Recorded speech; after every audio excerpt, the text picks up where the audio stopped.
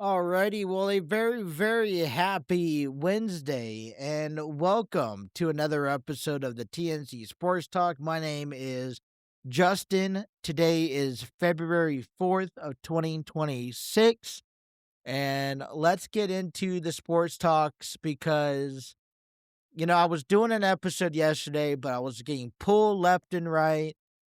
We received some snow yesterday, about 1 to 2 inches, but roads were slick and roads were slushy and slipping and sliding. And I got to be honest with you, since being sick all of last week, things weren't quite things weren't quite back to normal yet. So that's what we are working on this week, and it is a busy week.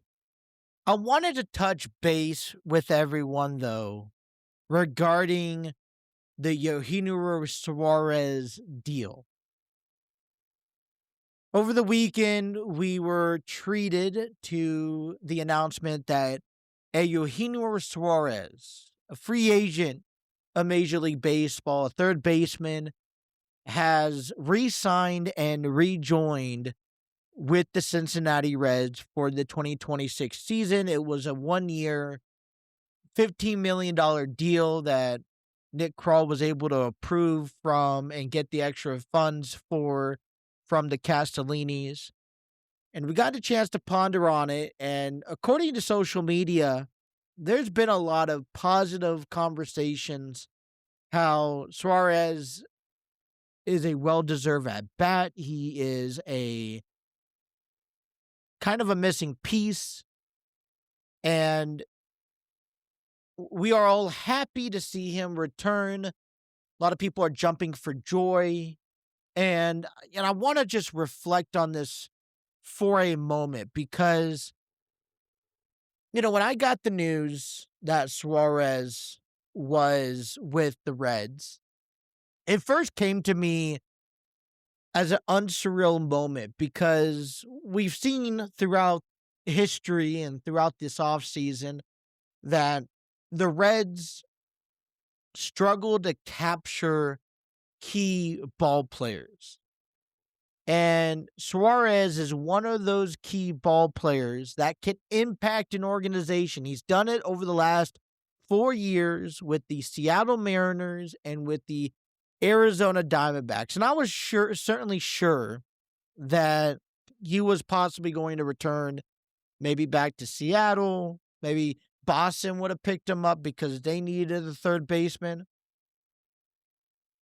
But to hear the news, I was just rubbing my eyes and cleaning out my ears. And I'm like, did I read this correctly that we're going to get back Suarez? And I'm pondering over this because he is an at-bat, at least to what he has shown Major League Baseball over the last 4 years and what he's shown the Reds when we traded him 4 years ago was that this was a mistake. We should have kept tabs on him. That him batting 198 was not a part of his career and that we jumped sail and traded him prematurely. But I can't help myself but to think back to that moment, to think back to the 2021 season, and just remember the reasons why we were okay with departing ways with Suarez. He was making defensive errors at third base. He was not being productive with his at-bats. And he was not contributing to this organization like we expected him to. And after being with the organization for 7 years and despite a pandemic, we expected more out of him. And so we kindly moved him along, saying, if you're going to have success, it's going to be with another team because we haven't seen it here and we need something now, current, not for the future. And that was our loss, our gamble. And I feel like out of it, we gotten opportunities out of players like Ellie De La Cruz, Matt McClain, Key Brian Hayes. I feel like a lot of that pays factors and tributes to where we are at now. And so a part of me sits here and thinks that, well, is Suarez going to be the same guy that we saw back in 2021 with the Reds? Or has he officially changed? And if so, is he bringing that over? And I think he's grown. I like to say that he's grown since then. He's more an adaptive ball player. I think he knows his role and his position. And I think the Reds know his role in his position. I think that's what's going to help this time around. There's some positives out of this. And Eugenio Suarez, specifically for me, brings in an at-bat that we need, a security at-bat that we could plug in as a designated hitter, because before him, we were telling ourselves, who are we going to have DH tonight? Is it Spencer Steer, Tyler Stevenson, Sal Stewart, Ellie De La Cruz gets thrown in the mix? But now we have a player that we know is going to come out night in and night out and DH for us. He's a power hitting guy, and he gets to come in and focus on trying to hit 40, 50 home runs this season. You know, he's 35. He may not do that, but he gets to focus on it. And in the meantime, while he focuses on that, it gives us a little clearer image of what our defensive position looks like and how our lineup looks like. Defensively, I feel like that opens up a room for Sal Stewart to get a clear opportunity and to focus and dial in at first base as your everyday first baseman. I feel like this opens up a Sal Stewart at first, a Matt McClain at second, Ellie De La Cruz at short, and a Key Brian Hayes at third. Out there in the outfield, I have TJ Friedl on a daily regimen in center field. Now, this is where it becomes interesting to me, because now I ask myself, who plays in left and right field? Well, that's simply a righty-lefty scenario day by day. If you have a lefty up, you're going to throw out Spencer Steer, Noel V. Marte. If you have a righty come up, we could see J.J. Bleday and Will Benson. And there's so many different combinations. What I get worried about, and I haven't really looked too far into this, so I'm intrigued to see how this will pan out, is backups, is the days off, because I know that Ellie De La Cruz needs a day off, and we all know Ellie De La Cruz will need some days off this season. So who's over there at short that can give Cruz a day off? Is it Matt McClain? Is it Key Brian Hayes? Is it Spencer Steer or Sal Stewart? Those are the questions that I'm uncertain with. I know we push Marte out there to the outfield, but does Marte come in and play a little bit of infield? And, especially how far can Spencer Steer take his utility persona day in and day out of that lineup? Same question goes over to second base. I'm pretty sure that the Reds want to focus Sal Stewart on at first base. But could we see a little bit of his time at second base as well? But I'm not as concerned now, because we know we have a DH player that, oh, by the way, he could play third base from time to time, and I'm sure he may get some reps at first base as well. What about that lineup, you guys? Well, I was looking at this the other day, and I really like a solid top four, no matter which way you swing the bat. TJ Friedl, Sal Stewart, Ellie De La Cruz, and Suarez. 1, 2, 3, 4. What do you guys think about that? Because to me, I feel like you can back up that lineup in the back end from 5 to 9, however you want to put it. But I'm thinking of Benson or Steer at number 5. You got McLean out there, Marte at number 6, possibly Key Brian Hayes, those in that shuffle. Then, you got Jose Trevino or Tyler Stevenson somewhere along that line down at that bottom of the lineup. But you kind of secure your 1 through 4, I'd say. TJ Friedel, Sal Stewart, Ellie De La Cruz, and Eugenio Suarez. And I like it. It's not a bad idea. And one thing I want to see coming into this season is a consistency out of our lineup. Don't get me wrong. I'm a big fan of trying things out, trying new things here and there. I'm okay with that. But when every day is a new lineup and someone's in a different position, that I feared of this coming into this season, that doesn't give me consistency, and I can't get a clear image of what this Reds team is made of when everyone and all the pieces are being moved around. So I'm okay and I'm satisfied with the Eugenio Suarez deal because it provides more stability in what we do on and off the field, offensively, defensively, throughout the course of this season. And I'm willing to take that risk, that hope in giving Suarez a second chance. Don't get me wrong. I still sit here and think, well, this could be a bust. But where's the fun in taking that risk? We got nothing to lose, do we? Another year wasted for Key Brian Hayes or Ellie De La Cruz. This can only hopefully better our situation. And what I saw in reports was that catcher Ben Rotevert, the catcher that we signed from the Dodgers organization earlier this offseason, has got DFA'd, probably to make room for Suarez on this 40-man roster. What I'm glad out of this deal is, to be honest, is social media.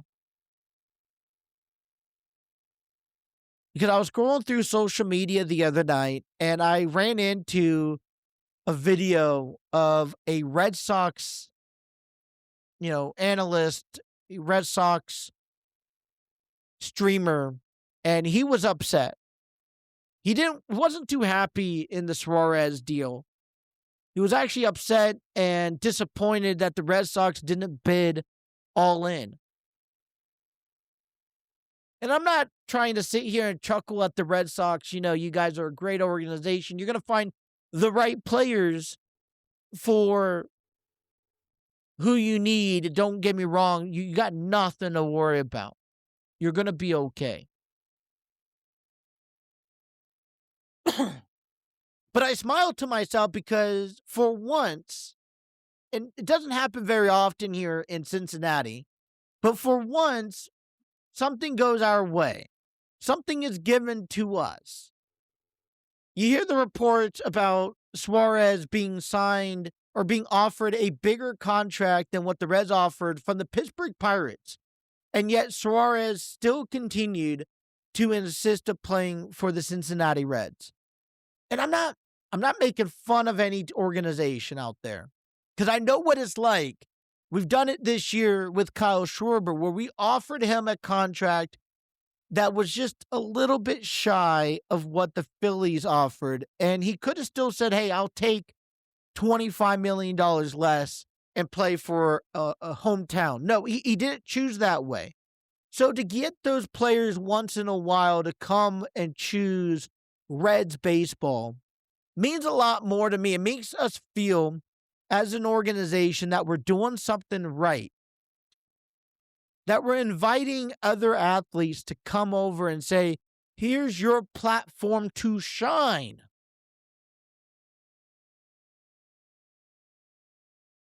So after thinking about this for the past couple of days, Eugenio Suarez just fills me with joy, fills me with momentum, with energy heading into this season, knowing that in just a few days, pitchers and catchers are reporting and we're off to the motherlands. We're off to Goodyear. We're ready to play baseball. Forget the cold. Forget about what the Bengals are doing for a couple months. We'll revisit that during the draft. It's baseball season, and we have a solid front leading the pack for what we had last year. You know, teams are being graded during further offseason performance, and I did see something that probably a week or two ago, prior to the Suarez deal, the Reds were being graded a D and a F for their offseason performance. The only thing they really signed was Emilio Pagan. There wasn't too much interest or enthusiasm about JJ Bleday or, Dane Myers. To be honest, respectfully, we were kind of okay with Caleb Ferguson, Pierce Johnson, but we were being graded a D or an F. And when I'm seeing the new grades this week, we're jumped up to a B. A B. You're telling me one player in Suarez jumps you up from a letter D grade, which is failing, by the way, up to a surplus average player in a B. A B. Let me remind you, I'm saying that again. That is a 2-letter jump, if not 3. We're doing something right here by picking up Suarez. So, but it is a risk still. I want to remind people that it is a risk. We don't know what we're going to see out of him. We only hope that what we do see out of him is what he has been able to do in Seattle and in Arizona over the last 4 years. But I want to know, what do you guys think about the Suarez deal? You have some days to think about this. What is your true reaction to adding a Eugenio Suarez to this roster? Are you happy? Are you disappointed? I want to know in the comments below. Let me know, and I can share them with you in our upcoming next episodes.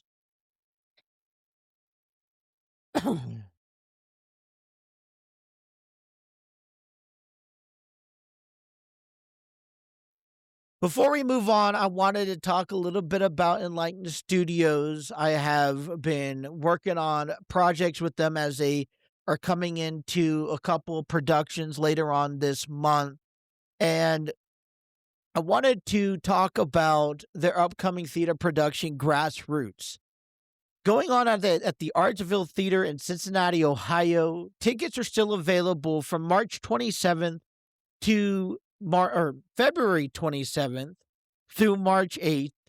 We invite you out to join us as a powerful delivering message of what it was like back in the 1950s when a black family moved into an all-white neighborhood.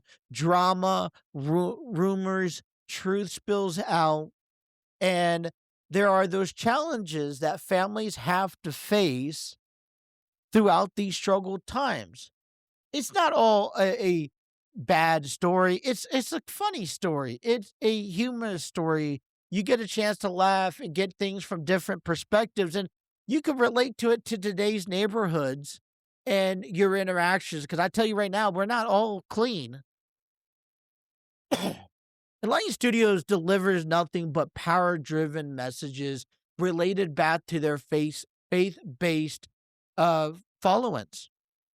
And Enlightened Studios showcases that and a much more. Enlightened Studios has a lot of production scheduled for 2026. I can't wait for what they have coming up even beyond that. But Grassroots is where it begins here this year. And I invite you guys to come out. Tickets are still available by visiting tickettailor.com. And come out, say hi. I will be there. I will be hopefully working some sort of red carpet, interviewing cast members. They're great people. And just see what a little bit what Enlighten Studios has to offer. And let's kick off the 2026 year right with Enlighten Studios. Be sure to follow them on their social media pages. They're on Facebook, Instagram, TikTok, YouTube. They also have an audio podcast. One of the podcasts they have, I host, is called The Enlightened Experience. It's presented by Enlightened Studios, but it's giving you current news and events regarding Enlightened Studios. So we talk about Grassroots. We talk about their upcoming productions. We get a chance to interview and meet some of the cast members. And our latest episode was presented back on this Monday. You can find us under the platform. You can search up Light in the City. We can find the Enlightened Experience on all of our podcast episodes. It launches every Monday. And so I encourage you to head on over, give them a follow as well. Stay up to date with Enlightened Studios news and events. And be sure to come out to one of our venues and events. I promise you, it will not be waste of your time. You will enjoy every ounce of it. And if so, you can blame me, I guess. But head on over to tickettailor.com for your tickets. A link will be in the description below.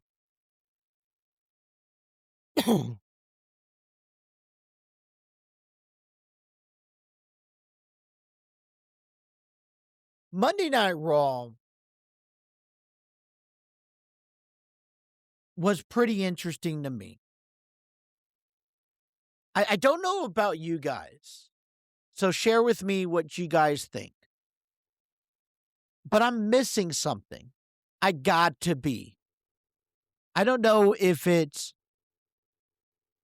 maybe I'm not excited for WrestleMania this year. Maybe it's way too early for me still.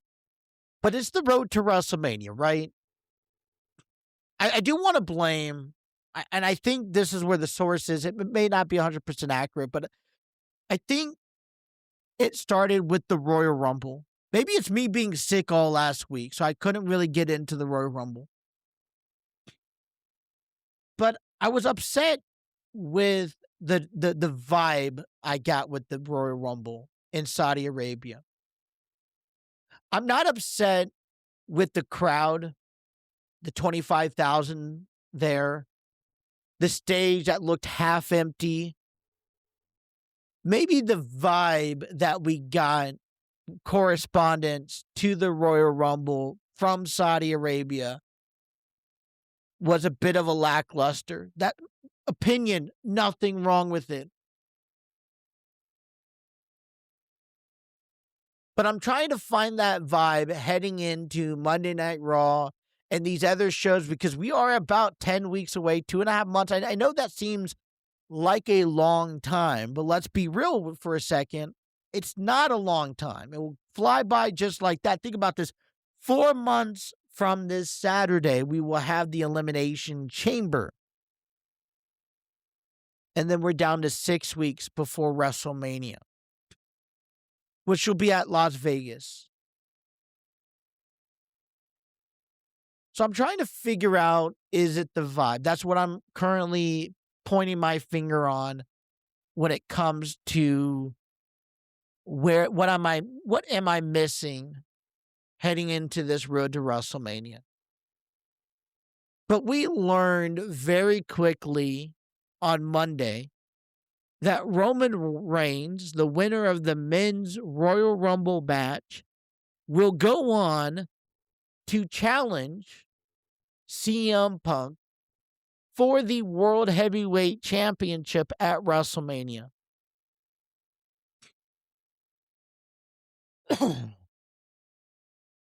Now, I think this, despite if Punk is still champion by then, I know we have one more PLE ahead of us.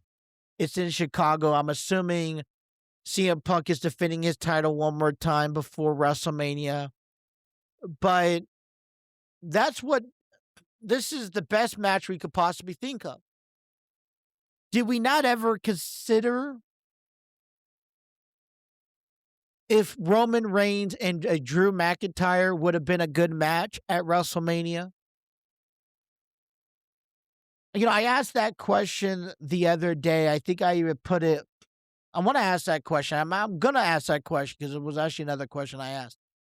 But I want to ask the question, is that a match that you guys, the fans, are excited about? Is that something that you guys could get behind and you guys want to just tune into WrestleMania? That is the headline for WrestleMania in Las Vegas this year.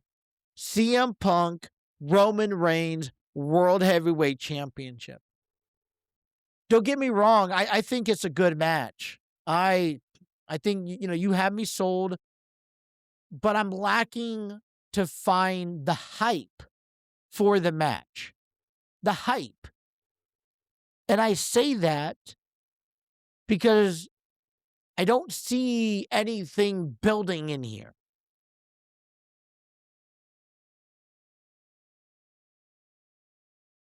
The most these two have in common is that they shared a wise man at one point in their career.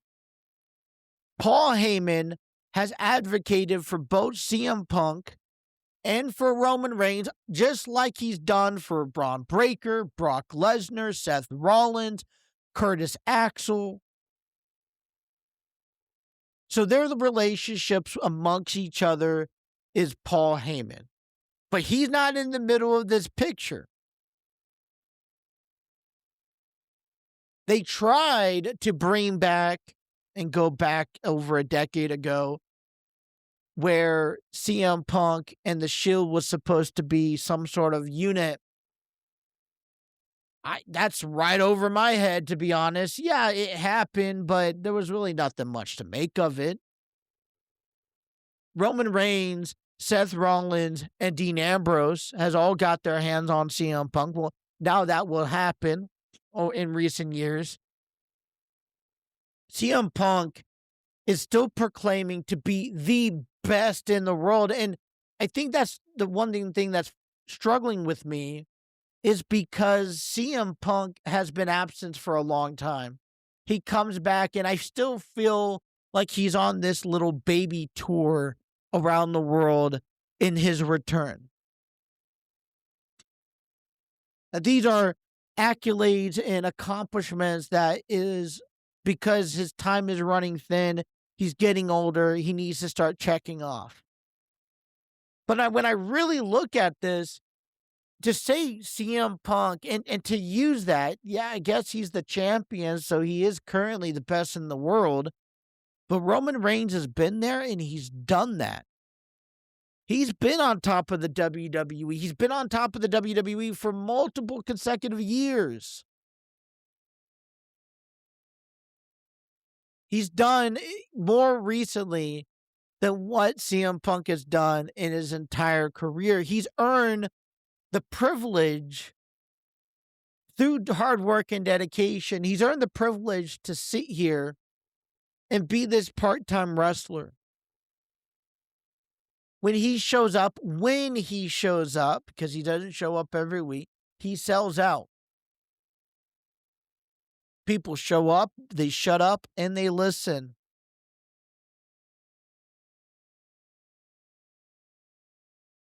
Fans will give it to Roman Reigns as real as possible because he can honestly handle the truth. He can handle the good and the bad, the cheers and the boos. To me, I look at this feud and I look at this match and I'm instantly saying Roman Reigns is the fan favorite and CM Punk is this unlikable guy. He's this guy who has a lot more to fight for, to be honest. He has more to prove in this match than Roman Reigns does.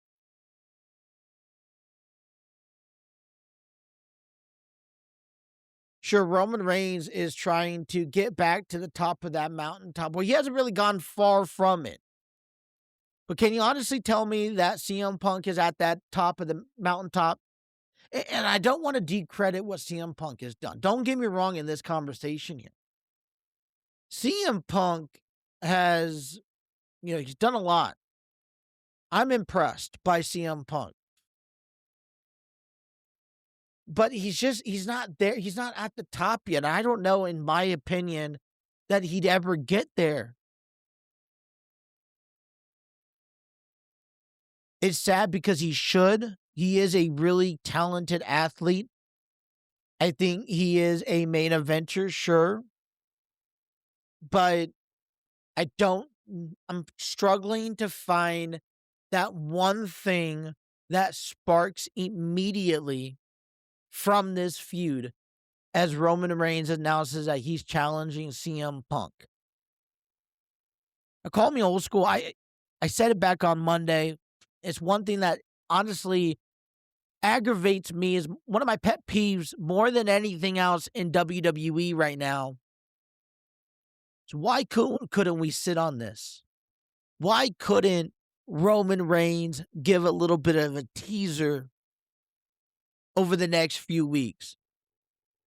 The Royal Rumble winner has the biggest advantage because he or she gets to choose the opponent of his choosing to face at WrestleMania, which means the runner-up will get the sloppy seconds of whoever he doesn't choose, and that's the winner that comes out of the Elimination Chamber. We have 10 weeks, you guys, till WrestleMania. And for the next 9 weeks, the promotion has to maintain CM Punk versus Roman Reigns. God forbid something would physically happen to somebody between now and then. But you're also telling me for certain that CM Punk, no matter who he challenges, who he faces, he will go into WrestleMania as your World Heavyweight Championship. There's no storyline in between that tells us otherwise. At this moment, you could put a pin in it and have these two people just leave for the next 8 weeks because it doesn't matter what they do.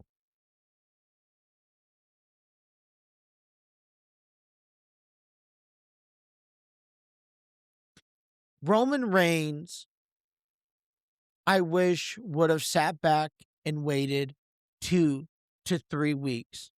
Even teased us maybe a little bit that he would go after possibly Drew McIntyre. We do this year in and year out, and I don't know why I even complain half the time, but I don't understand the purpose behind immediately revealing who you are going to choose to face at WrestleMania. I don't. Because it doesn't give you an advantage anymore. And it gives us an excitement for just a brief moment.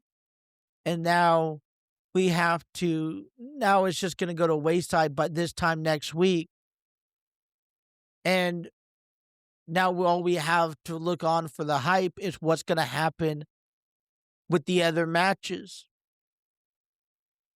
What I liked about Monday Night Raw was the Liv Morgan and Raquel Rodriguez promo. Raquel pointed out that Liv Morgan eliminated her, but Liv Morgan expected Raquel to be okay and supportive because she has a women's world heavyweight championship match against Stephanie Vaquer later the night in a street fight. Well, Raquel requested that Liv Morgan did not interfere in her match. And guess what happened? Liv Morgan inserted herself in the match, and if anyone blames anybody for any of it, it would be the fact that Liv Morgan ended up costing Raquel Rodriguez the match. So the interesting thing that I take away is that not only we saw a little bit of tension between the Judgment Day and the female wrestlers at the Royal Rumble, but we saw a little bit more unfold on Monday Night Raw. Liv Morgan did not choose who she was going to face at WrestleMania because I was sure she was hoping that Raquel would have won and then she could go choose Jade Cargill. And the Judgment Day at the end of WrestleMania could be holding all titles. But see, we can now sit on it a little bit. Keep that wonder, that brain thinking. Keep your imagination pondering over what we could possibly see at WrestleMania.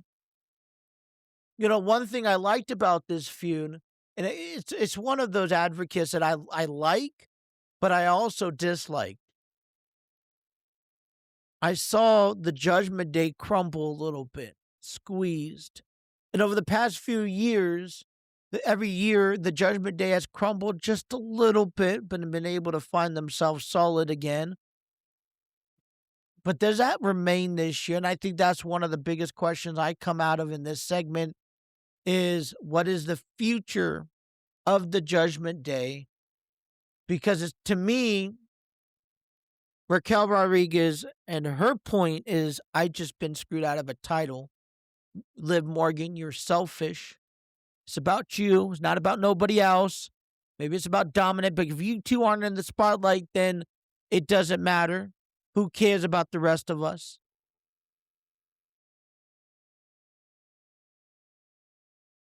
But at some point, that timing is going to click off and someone's going to snap. Now, I would have liked to see Raquel win the women's title, go on to win a women's championship, and then Liv Morgan wanted that title for herself. That would have been a good possibility, no?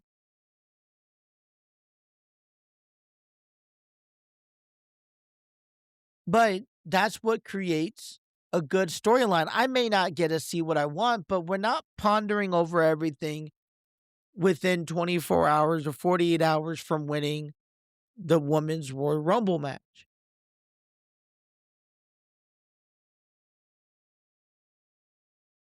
So we're still up in the air about who Liv Morgan's going to choose.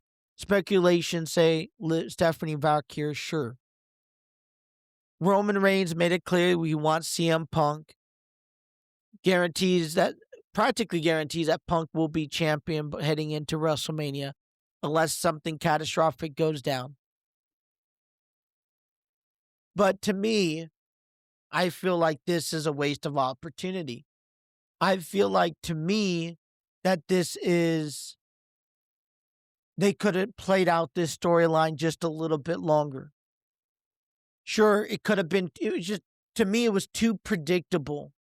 And that's what I don't like to see, is predictable. So,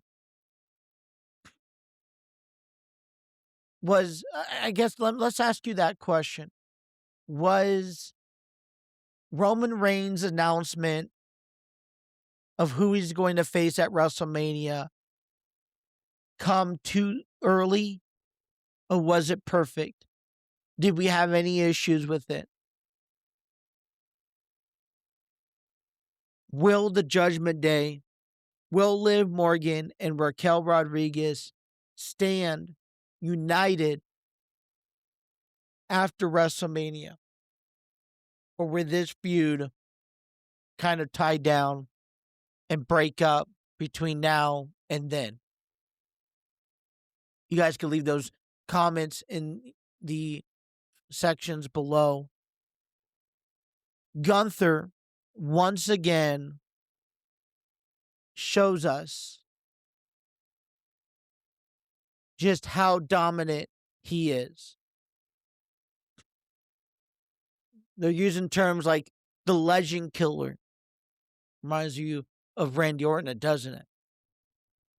But he has retired Goldberg, John Cena, now AJ Styles, and Who knows what the future holds for Dragon Lee? I like it. To me, it is building him back to the man he was, the wrestler he was, the athlete he was back when he had the Intercontinental Championship, back when he was the leader of Imperium. And he is just that damn good. And why does this run stop anytime soon? You could throw anyone up against him, but they fall just short. He can go on and retire Brock Lesnar. He could go on and retire Randy Orton. And what I have to come to conclusion of this, and it's an acceptance for me. Gunther is being created as this new modern day era of dominance. He's replacing one of many men from the WWE just 5, 10, 15 years ago. One of the questions that you ask yourself, I know I was asking this years ago, is who is your today's John Cena? Who is your today's Triple H? And who is your today's Undertaker? And I know that question has kind of changed over the years because everyone wants to create an image for themselves, and I get that. But if we got rid of anyone who was a part of the WWE 15 years ago, minus maybe guys like The Shield or, Roman, Seth, CM Punk, sure, let's keep him around. Cody Rhodes, let's keep him around, sure, Drew McIntyre. But my point is who is creating their own image with who we have now. And Gunther is just creating an image of just pure annihilation, dominance, greatness, a Hall of Fame career that not many people, if not at all, is going to be able to stand up and go toe-to-toe with that. He's going to build himself up high for somebody like maybe Obafemi, somebody like Javon Evans or Trick Williams that can tear him down. It's going to become this David and Goliath story, and I hope it would be, when it does come time for him to fall. Remember, he had the World Heavyweight Championship until Jey Uso came along. This David and Goliath moment where Jey has time and time again the opportunity. He finally prevails, lowering Gunther back down to reality, back down to earth.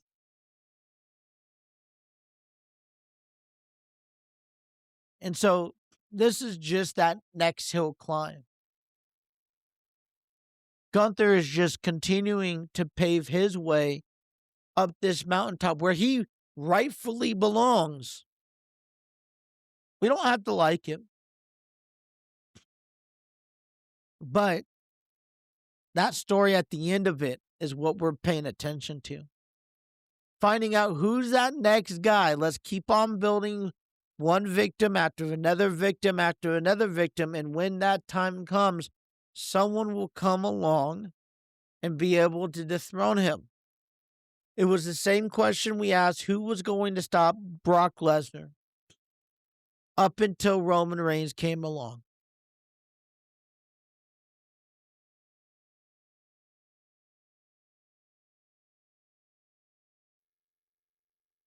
So all I got to say to the Gunther haters out there is to mind your P's and Q's, because he is what's going to define that next great athlete too, if you think about it.